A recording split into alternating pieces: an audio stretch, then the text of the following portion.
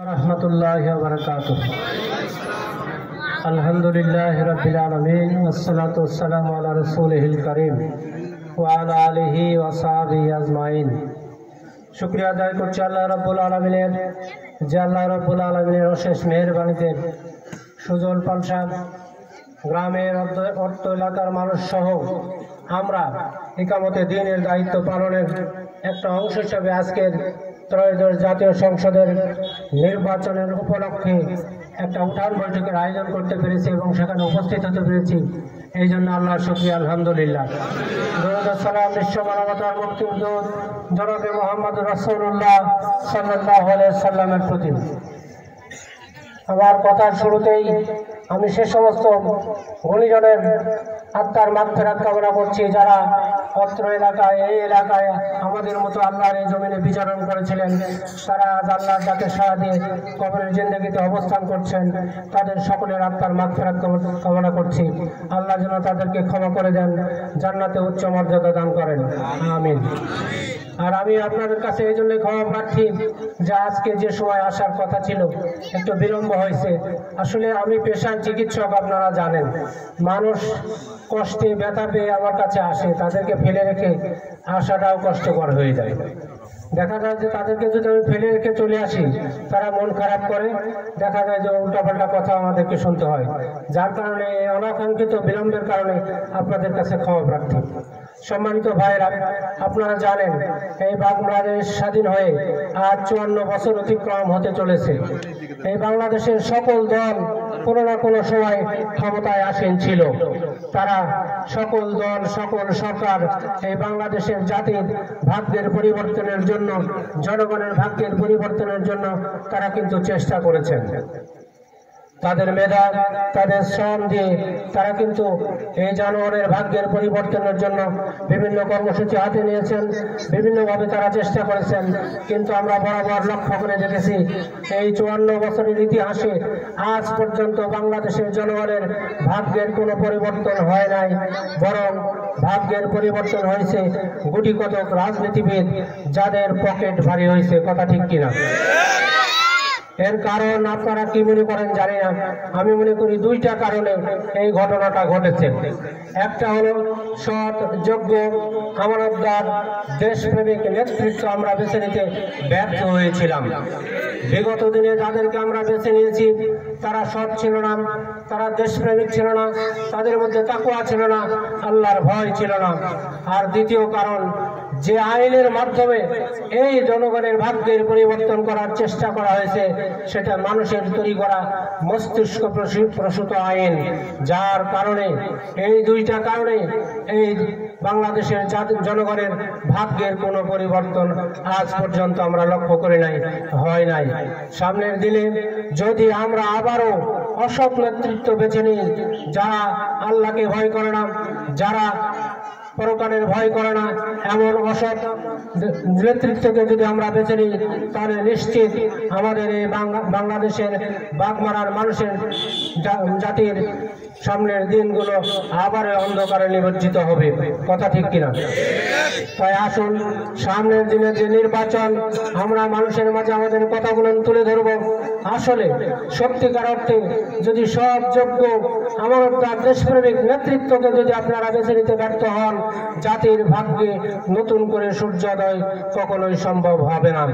তাই আসুন সামনের দিনগুলোতে, সামনের নির্বাচনে আমরা সৎ, যোগ্য, আমানতদার, দেশপ্রেমিক নেতৃত্বকে বেছে নিব এবং সেই ক্ষেত্রে বাংলাদেশ জামাত ইসলামীর দাঁড়িপাল্লা প্রতীকে ভোট দিয়ে আমরা জয়যুক্ত করে সেই সংসদে পাঠাবো, যে সংসদে আমার আপনার কল্যাণের জন্য আইন প্রণয়ন করা হবে। সম্মানিত ভাইরা, তাই আপনাদের উদ্দেশ্যে বলতে চাই, সম্মানিত মা ও বোন, আপনাদের উদ্দেশ্যে বলতে চাই, আসলে আমাদেরকে নিয়ে অনেক বিভ্রান্তি, অনেক ভুল তথ্য আপনাদের মাঝে উপস্থাপন করা হয়। আজকে পত্রিকায় দেখলাম, ফেসবুকে, অনলাইনে দেখলাম যে জামাত ইসলামী যদি ক্ষমতায় আসে, আমাদের বন্ধু সংগঠন বলেছেন, তাহলে আমাদের সম্মানিত মা ও বোনদের নাকি আমরা ঘরের মধ্যে আবদ্ধ করে রাখবো, তাদেরকে বাইরে যেতে দিব না, তারা ঘরের মধ্যে আবদ্ধ থাকবে। কথাটা আদৌ সঠিক নয়। আসলে আপনারা একবার ভাবুন তো, সেই আইয়ামে জাহিলিয়াতের যুগে, সেই বর্বর যুগে যখন রাসূল সাল্লাল্লাহু আলাইহি সাল্লাম পৃথিবীর বুকে আগমন করেছিলেন, তৎকালীন সময়ে আরব বিশ্বের সবচেয়ে সফল এবং ধনী ব্যবসায়ী ছিলেন আমাদের মা খাদিজা রাদিয়াল্লাহু তাআলা আনহা। যদি রাসূল সাল্লাল্লাহু আলাইহি সাল্লামের সহধর্মিণী ব্যবসা বাণিজ্য করতে পারেন, তাহলে আমাদের সহধর্মিণী, আমাদের মা বোনেরা কেন ঘরের মধ্যে আবদ্ধ থাকবেন?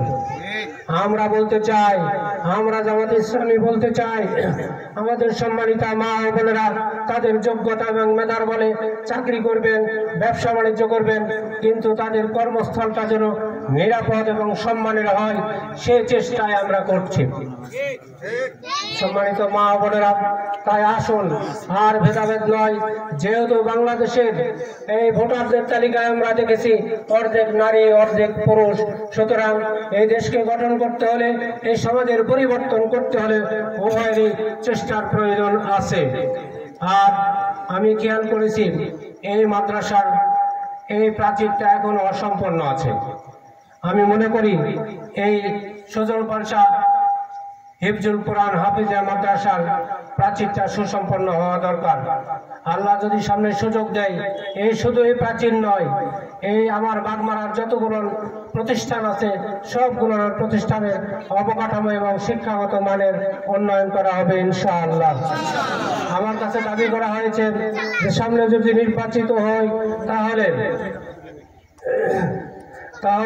এই বিন্দুর মোড় থেকে আমপাড়া পর্যন্ত যে রাস্তাটা যোগাযোগের অনুপযোগী, চলাচলের অনুপযোগী, এইটা কার্পেটিং করার ব্যবস্থা করতে হবে ইনশাআল্লাহ।